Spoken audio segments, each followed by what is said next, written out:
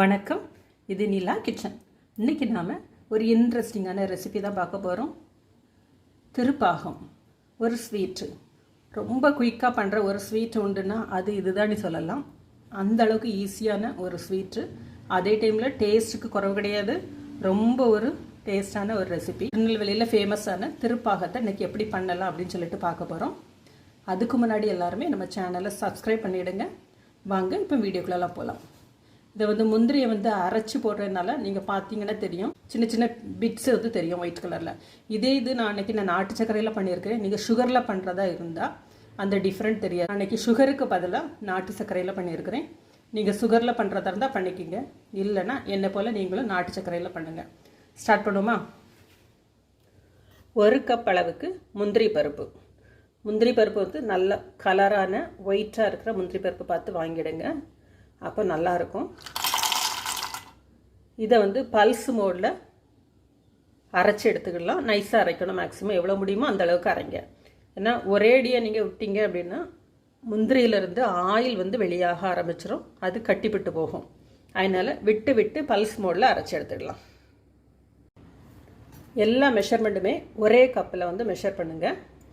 முந்திரி எடுத்த அதே கப்பில் 1 கப் அளவுக்கு கடலை மாவை பேனில் போட்டு இளம் வறுப்பாக வறுத்துரும். அதாவது ஃப்ளேம் ரொம்ப கம்மியாக வச்சு கலர் சேஞ்ச் ஆகாமல் பச்சை வாசனை போகிற அளவுக்கு இதை வறுத்தெடுத்துடலாம்.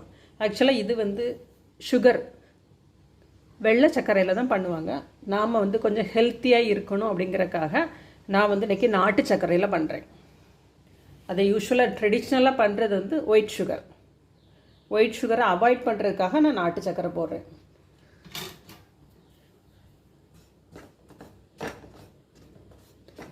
ரொம்ப ஸ்லோ ஃப்ளேமில் பச்சை வாசனை போகிற அளவுக்கு இதை லைட்டாக வறுத்து எடுத்துக்கிடலாம். கட்டி பிடிக்காத அளவுக்கு வறுத்து எடுத்துடலாம். கடலை மாவு நல்லா வறுபட்டு வாசம் வர ஆரம்பித்தாச்சு. கட்டி எதுவுமே இருக்கக்கூடாது, அது ஒன்றும் தான், வேற ஒன்றும் இல்லை.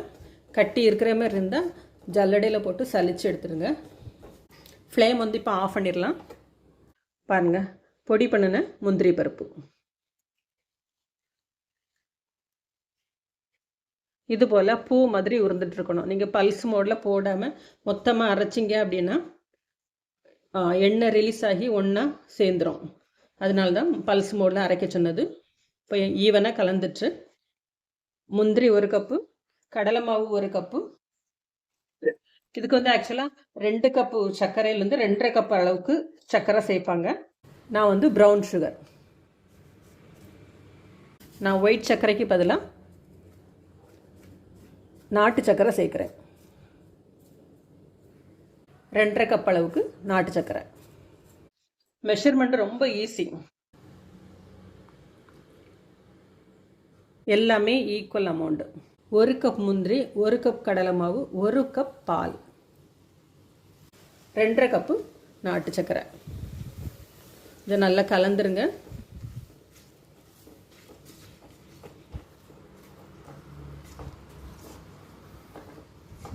இப்போ ஸ்டவ் ஆஃபில் தான் இருக்குது. நல்லா கட்டி இல்லாமல் ஈவனாக கலந்துட்டு அதுக்கப்புறமா ஆன் பண்ணிக்கலாம்.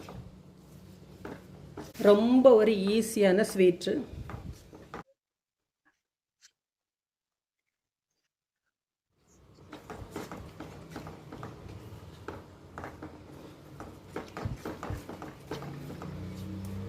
ஏன்னா நம்ம ஸ்டவ் ஆன் பண்ணலை, நெய்யும் சேர்க்கலை.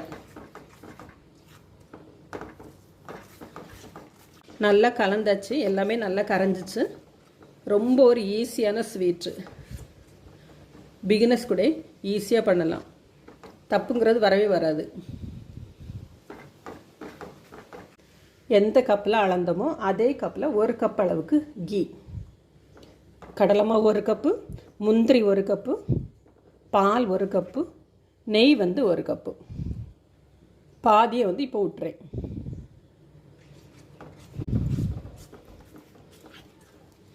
இப்போ ஸ்டவ் ஆன் பண்ணிடலாம். மீடியம் ஃப்ளேம்லேயே வச்சு கிளறி கொடுங்க.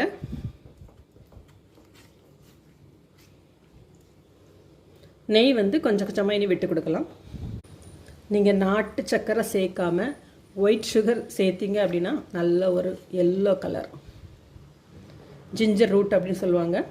அந்த ஒரு லெமன் எல்லோ கலர், நல்ல ஒரு நறுக்கில் இந்த கீ, இந்த கலரில் தான் அந்த ஸ்வீட்டு வந்து கிடைக்கும். இந்த கீயோட கலரும் அது ஒன்றா இருக்கும். நாட்டு சர்க்கரை சேர்க்கறதுனால கலர் வந்து ப்ரௌனாக இருக்குது.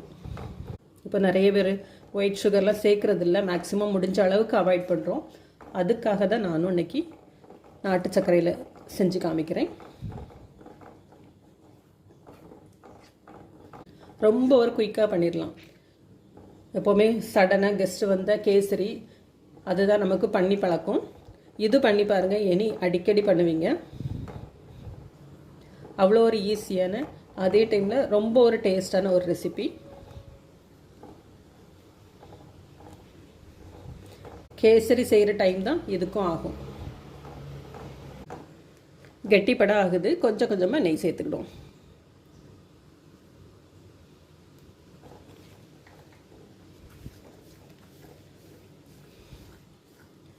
திருப்பாகம் அப்படின்னு சொல்லுவாங்க.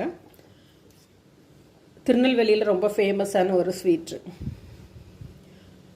திருச்செந்தூர் முருகன் கோவிலுக்கு பிரசாதத்துக்கு பண்ணுற ஒரு ஸ்வீட்டு.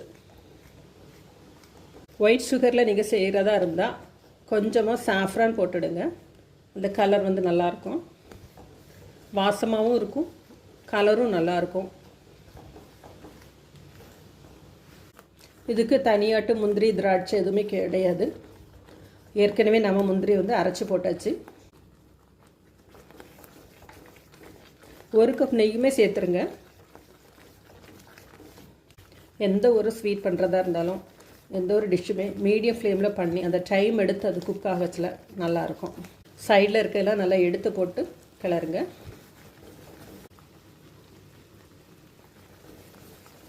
ஒரு 10 நிமிஷம் தான் ஆகும் குக்கிங் டைம். அதுக்குள்ளே ஒரு ஹெல்த்தியான, அதே டைமில் ரொம்ப ஒரு டேஸ்டான ஒரு ரெசிபி ரெடி ஆயிரும்.